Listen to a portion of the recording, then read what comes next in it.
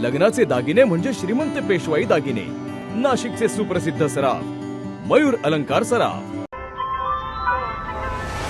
ताज्या बातम्यांसाठी नाशिक न्यूजच्या YouTube चॅनलला सबस्क्राईब करा आणि बेल आयकॉनला प्रेस करा।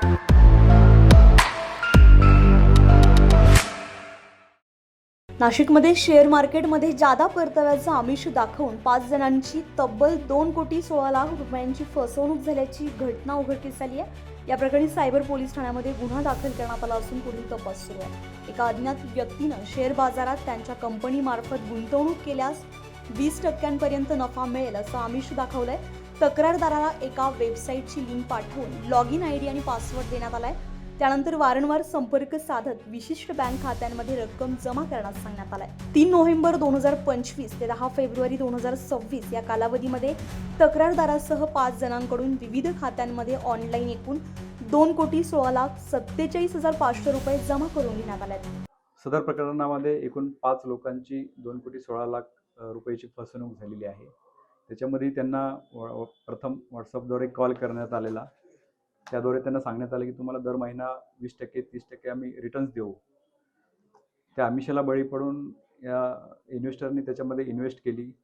त्याच्यामध्ये त्यांना इन्स्टिट्यूशनल स्टॉक्स, IPO, त्याच्यानंतर शेअर मार्केट, स्टॉक मार्केट्स असं विविध वेगवेगळ्या माध्यमातून त्यांना प्रॉफिट देण्याचं आमिष दाखवण्यात आलं।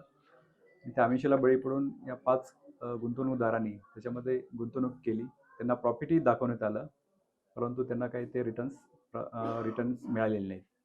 सर, तपास कोणाच्या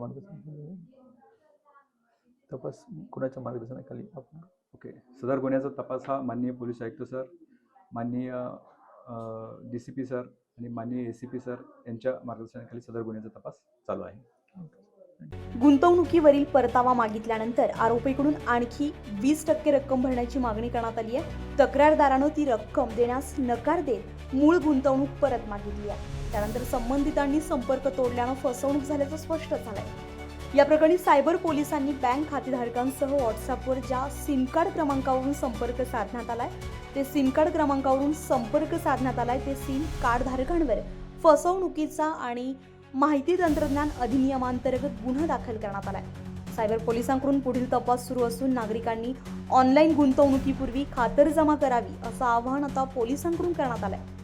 bureau report, Nashik news, Nashik. ताज्या बातम्यांसाठी नाशिक न्यूजच्या YouTube चॅनलला सबस्क्राईब करा आणि बेल आयकॉनला प्रेस करा।